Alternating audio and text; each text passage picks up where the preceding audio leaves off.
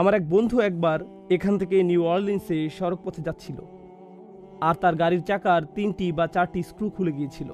যখন সে হাইওয়েতে 80 স্পিডে গাড়ি চালাচ্ছিল, যে কোনো সময় টায়ার খুলে আসতে পারত। 3টা অথবা 4টা স্ক্রু খুলে গিয়েছিল, আর তার এই সম্পর্কে কোনো ধারণা ছিল না। আর এভাবেই সে ওইখানে পৌঁছলো। এরপর যখন গাড়ি পার্ক করলো, তখন চাকাটা খুলে পড়লো। তখনই চাকাটা খুলে পড়লো। যখন এটা ঘটলো, আল্লাহ আমাকে রক্ষা করেছেন। কিন্তু আপনি জানেন কে স্ক্রুগুলো লাগিয়ে রাখেন আমাদের জন্য? আমরা মনে করি ঘটনাটি ছিল বিস্ময়কর, কারণ তখন স্ক্রু খুলে গিয়েছিল। কিন্তু কে এগুলো লাগিয়ে রাখেন? আমরা কত দূরে চলে যাই, অথচ আল্লাহ আমাদের কত নিকটে। আর এজন্যই আল্লাহ আজ্জা ওয়া জাল্লা পরের আয়াতে বলছেন, এটাই আজকের খুতবার আয়াত যা আমি আপনাদের সাথে শেয়ার করতে চেয়েছিলাম। ইয়াসআলুহু মান ফিস সামাওয়াতি ওয়াল আরদ কুল্লা ইয়াউমিন হুয়া ফি শাআন। আকাশ এবং পৃথিবীর প্রত্যেকেই তার কাছে চাইছে। আকাশ এবং পৃথিবীর প্রত্যেকেই তার কাছে চাইছে। আসুন প্রথমে এই অংশটা বুঝি। আরবি ভাষায় সুআল বা চাওয়া 2 ধরনের। এটি আলোচনার আগে এই আয়াত নিয়ে যে কনফিউশন আছে তা বলে নেই। আল্লাহ বলেছেন প্রত্যেকেই তার কাছে চাইছে।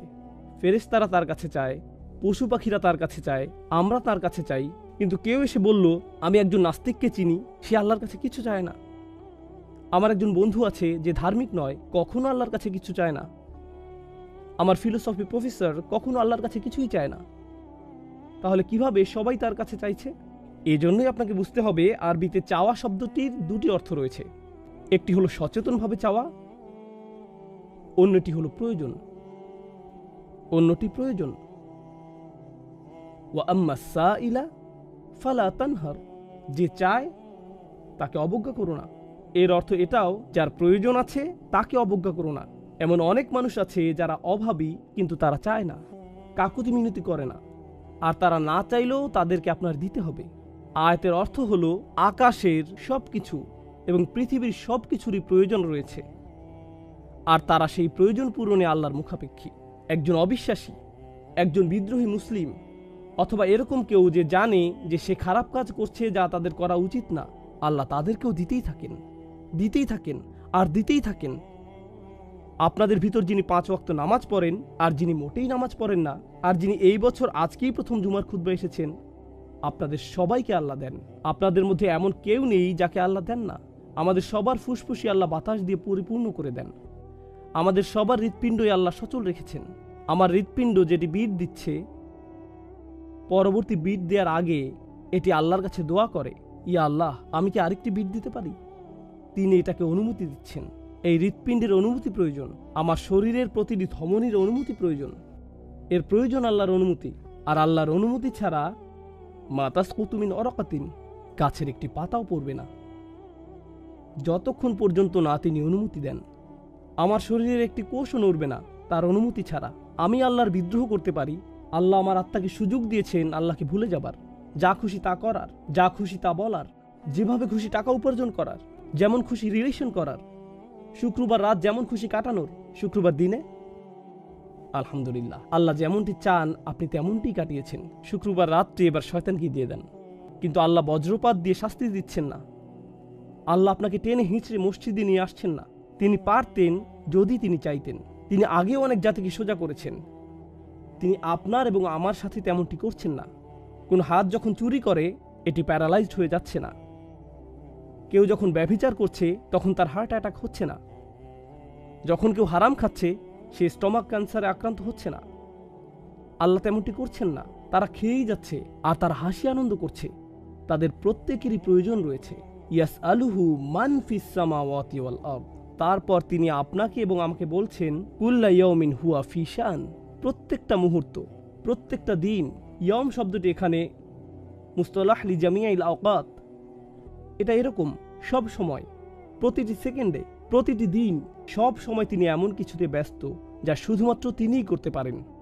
আর এটি আসলে সতর্কবাণী না, এটি আসলে সুন্দর একটি জিনিস যা দিয়ে আমি আলোচনা শেষ করতে চাই। ইয়াসআলুহু মান ফিস সামাওয়াতি ওয়াল আরদ কুল্লা ইয়াউমিন হুয়া ফি শান। ভাবুন তো, আমি একজন শিক্ষক। ধরুন আমি পড়াচ্ছি 50 জন ছাত্রকে। তাদের একজন আমাকে একটা প্রশ্ন করলো, তাদের একজনের এক্সট্রা হেল্প প্রয়োজন। একজন বলল তার একটা সমস্যা আছে, একজন বলল তার একটা কনফিউশন আছে, আমি একজনকে দিলাম 5 মিনিট, আরেকজনকে দিলাম 5 মিনিট, আরেকজনকে 5 মিনিট। আমি যদি তাদের সবাইকে 5 মিনিট করে দেই, যোগ করলে হয় 250 মিনিট। ততক্ষণে আমি শেষ। আমি পারবো না তাদের সকলকে এক্সট্রা সময় দিতে। যদি আমি দেইও, যদি আমি প্রত্যেককে 5 মিনিট করে দেই, তারা সবাই অভিযোগ করবে আমি মাত্র 5 মিনিট সময় পেয়েছি। আমি তাদের সবার অনুরোধের খেয়াল রাখতে পারি না, আমি তাদের সবার প্রশ্নেরও জবাব দিতে পারি না। তাদের কোনো কোনো প্রশ্ন আমার ক্ষমতার বাইরে, তাদের কোনো কোনো অনুরোধ অথবা প্রয়োজন আমি পূরণ করতে পারি না। কেউ এসে বলতে পারে আমি আপনার কাছে 3 ঘন্টা সময় চাই। আমি বলবো সরি, আমার কাছে আপনাকে দেওয়ার মতো 3 ঘন্টা সময় নেই। যদি দিতে পারতাম ভালো হতো। যখন অনেকে আপনার কাছ থেকে দাবি করে, আপনি আসলে এটা তখন বুঝতে পারবেন যখন অনেক বেশি মানুষ আপনার কাছে চায়। জানেন মানুষের কি হয় এই অবস্থায়? মাথা জ্যাম হয়ে যায়। আমার ব্রেক প্রয়োজন, আমার ছুটি দরকার, আমি আর পারছি না। যেমন ঈদ সিজনে দোকানের ম্যানেজারদের অবস্থা। যারা বেশি গুরুত্বপূর্ণ তাদের কথা শোনা হবে, যারা কম গুরুত্বপূর্ণ তাদের কথা শোনা হবে না। আল্লাহ আজ্জা জাল্লাকে দেখুন, সকলেই তার কাছে চাইছে। বিশ্বাসীরা তার কাছে চাচ্ছে, অবিশ্বাসীরাও তার কাছে চাচ্ছে। সবচেয়ে বিদ্রোহী মুসলিমরা অমুসলিমদের কথা ভুলে যান কিছুক্ষণের জন্য। সবচেয়ে বিদ্রোহী মুসলিম যারা প্রকাশ্যে গর্বের সাথে হারাম কাজ করে, যারা জঘন্য কথা উচ্চারণ করে, যারা একে অপরের প্রতি অন্যায় করে, তারা এগুলো সব করে প্রকাশ্যে, কিন্তু তাদের হৃৎপিণ্ড পরবর্তী বিটের জন্য অনুমতি প্রার্থনা করে, আর আল্লাহ দিয়ে দেন। এমনকি তাদের জন্য আল্লাহ ফেরেশতা পাঠান যখন তারা গাড়ি চালিয়ে নাইট ক্লাবে যায়। তাদেরকেও আল্লাহ আজ্জা জাল্লা নিরাপত্তা দেন এবং দিতে থাকেন। আল্লাহ যেভাবে দান করেন তা শুধু তার পক্ষেই সম্ভব। এটাকেই বলা হয় শান। শান হলো এমন একটি আমর ইখতাসু বিআহাদ, এটা শুধু একজনের দ্বারাই সম্ভব। আপনাদের কারো কারো নিজস্ব ব্যবসা প্রতিষ্ঠান আছে, সেখানে কিছু কাজ শুধু আপনাকেই করতে হয়। এর জন্য যদি অন্য কাউকে ভাড়া করেন, অবস্থা এলোমেলো হয়ে যায়। কর্মচারীকে ক্যাশের দায়িত্ব দিয়ে গেছেন, এরপর কোনো একটা ঝামেলা তৈরি হয়েছে। এ কাজ শুধু আপনার পক্ষেই সম্ভব, এটাকে বলা হয় শান। কিছু বিষয় আছে যা আল্লাহ করেন, অন্য কারো পক্ষে তা সম্ভব না, অন্য কারো পক্ষে তা সম্ভব না।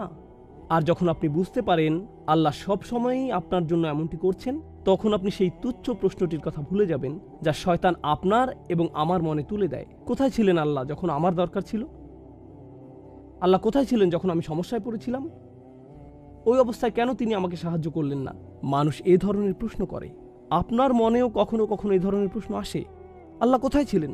আর আল্লাহ বলছেন, আমি সব সময় তোমার সাথে ছিলাম, আর আমি তোমার জিহ্বাকে সুস্থ রাখছি যখন তুমি এই কথা বলছো। বলুন তো কিভাবে আপনার শব্দনালী দিয়ে শব্দ বের হয়ে আসছে? কিভাবে আপনার মুখ দিয়ে বাতাস বেরিয়ে আসছে যখন আপনি আল্লাহর সমালোচনা করছেন? তিনি আপনাকে তার জন্য শক্তি প্রদান করছেন। এটাই হলো কুল্লা ইয়াউমিন হুয়া ফি শান। আর তারপর তিনি আবারও জিজ্ঞেস করছেন, ফাবি আইয়ি আলাই রাব্বিকুমা তুকাযিবান, আল্লাহর কোন বিস্ময়কর দান যা তোমার প্রভু তোমাদেরকে দিয়েছেন, যা তোমরা উভয় অস্বীকার করবে? শেষ যে বিষয়টি আপনাদের সাথে শেয়ার করতে চাই, যে বিষয়টা নিয়ে অনেকেরই কৌতূহল রয়েছে, আল্লাহ মানুষ এবং জিন উভয়কে উদ্দেশ্য করে বলেছেন কুমা, অর্থাৎ দ্বিবচন দিয়ে বোঝানো হচ্ছে মানব এবং জিন উভয় জাতিকে। তো কেন মানুষ এবং জিনের কথা উল্লেখ করা হলো? এটা আসলে ইন্টারেস্টিং, কারণ কুরাইশরা, মনে আছে যাদেরকে আমরা বলেছিলাম কোরআনের সরাসরি শ্রোতা, এই কুরাইশরা রসুল সাল্লাল্লাহু আলাইহি সাল্লামের শত্রু হয়ে গেল। তারা শুধু ইসলাম গ্রহণ করা থেকে বিরত হয়নি, বরং এক হিসেবে তারা শয়তানের বন্ধুতে পরিণত হয়েছিল। তো যারা আল্লাহর দ্বীনের বিরোধিতা করে, তাদেরকে বাইরে থেকে আপনি মানুষ রূপে দেখতে পান, আর আপনি যা দেখেন না, তাদের চারপাশে যারা সবসময় ওয়াসওয়াসা দিয়ে যাচ্ছে, তারা কে? জিন, শায়াতিন। আল্লাহ এদের সবাইকে দেখছেন। আল্লাহ দেখছেন যে অকৃতজ্ঞ শুধু মানুষরাই নয় যাদেরকে আমরা দেখতে পাই, আল্লাহ এটাও জানেন যারা সব সময় তাদেরকে ওয়াসওয়াসা দিয়ে যাচ্ছে, তারা হলো জিনদের অন্তর্ভুক্ত। তো তার প্রশ্নের অন্তর্ভুক্ত যা আপনি দেখতে পান, এবং তার প্রশ্নের অন্তর্ভুক্ত যা আপনি দেখতে পান না। আর এই অসাধারণ সূরাটিতে যখন আমি এবং আপনি আল্লাহর থেকে দূরে সরে আসি, যখন আমি এবং আপনি আল্লাহর বিরুদ্ধে বিদ্রোহ করি এবং সবচেয়ে জঘন্য অপরাধটি করি, আল্লাহর প্রতি অকৃতজ্ঞতা দেখাই, তখন কার ওয়াসওয়াসা আমরা অনুসরণ করি? ওয়ালা তাজিদু আকসারহুম শাকিরিন। শয়তান প্রতিজ্ঞা করেছিল, আমি গ্যারান্টি দিচ্ছি তাদের বেশিরভাগকেই আপনি অকৃতজ্ঞ হিসেবে পাবেন। তার কাজই হচ্ছে আমাদেরকে অকৃতজ্ঞ বানানো, তার কাজই হচ্ছে আমাদেরকে বেখেয়াল রাখা আল্লাহ আমাদেরকে যে অনুগ্রহ করেছেন তা থেকে। এটাই সে সব সময় করে যাচ্ছে ওয়াসওয়াসার মাধ্যমে।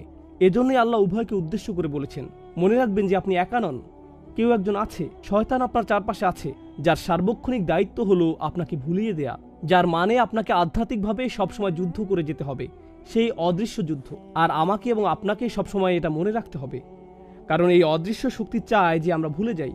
সে চায় যে আমরা দায়িত্বে অবহেলা করি। অমা আনসানিহু ইল্লা শাইতানু আন আযকুরাহু। আমি ভুলিনি, কিন্তু শয়তান সক্ষম হয়েছিল আমাকে ভুলিয়ে দিতে। আমাদের উপর শয়তানকে কোনো শক্তি দেওয়া হয়নি, শুধু একটি শক্তি দেওয়া হয়েছে, সে আপনাকে ভুলিয়ে দিতে পারে। সে আপনাকে ভুলিয়ে দিতে পারে। যেমন আপনি আপনার চাবির কথা ভুলে যান, গাড়ির চাবি কোথায় রেখেছেন খুঁজে পান না। ঠিক যখন জুমার নামাজে যাবেন সেই সময় আপনি কখনোই গাড়ির চাবি হারান না, শুধুমাত্র মসজিদে আসার সময় ছাড়া। এটাই শয়তানের চাল। আল্লাহ আমাদেরকে রক্ষা করুন শয়তানের ওয়াসওয়াসা থেকে। আল্লাহ আমাদেরকে সত্যিকার অর্থে কৃতজ্ঞ বান্দা হওয়ার তৌফিক দান করুন। অনেক তরুণ যুবকদের ক্ষেত্রে, যেহেতু সামনেই 31st নাইট, এটা লোভনীয় একটা সময়। বন্ধু বান্ধবরা যখন আপনাকে কল করে বলবে চলো পার্টি করতে যাই, তখন আপনি বলবেন না ভাই, আমি একটা খুতবা শুনলাম, আমি আর খারাপ কাজ করতে পারবো না। তারপর তারা বলবে তুমি আসলেই নিরস, কাম অন চলো যাই। আপনার বন্ধু বান্ধব এরকম বলবে। ঠিক ওই মুহূর্তে আপনাকে চারপাশে তাকিয়ে দেখতে হবে যে কাকে আপনি অনুসরণ করছেন। দিন শেষে কে আপনার উপকারে আসবে? কে আপনার উপকারে আসবে? আল্লাহর পথে চলা কি আপনার উপকারে আসবে, নাকি এই বন্ধুদের সঙ্গ আপনার উপকারে আসবে যারা আপনাকে বলছে কিছুক্ষণের জন্য ভুলে থাকতে? আমি জানি তোমার মনের মধ্যে এটা আছে, কিন্তু কিছুক্ষণের জন্য ভুলে থাকো। তোমার বিবেকবোধকে শুধু ঘুম পাড়িয়ে রাখো।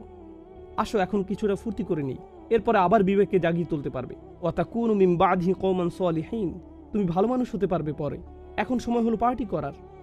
আপনি যদি যুদ্ধ করে এই প্ররোচনার বিরুদ্ধে জয়ী হতে পারেন, আল্লাহর কসম, আপনি সবচেয়ে বড় যুদ্ধে জয়লাভ করেছেন। আপনি নিজেকে জয় করেছেন। আল্লাহ আযজা ওয়া জাল্লা আমাদেরকে নিজেদের নফসের বিরুদ্ধে জয়লাভ করার এবং তার সন্তুষ্টির পথে আমাদের সত্তাকে সমর্পণ করার তৌফিক দান করুন। বারাকাল্লাহু লি ওয়া লাকুম ফিল কুরআনিল হাকীম ওয়া নাফা'নি ওয়া ইয়্যাকুম বিল আয়াতি ওয়াজ যিকরিল হাকীম।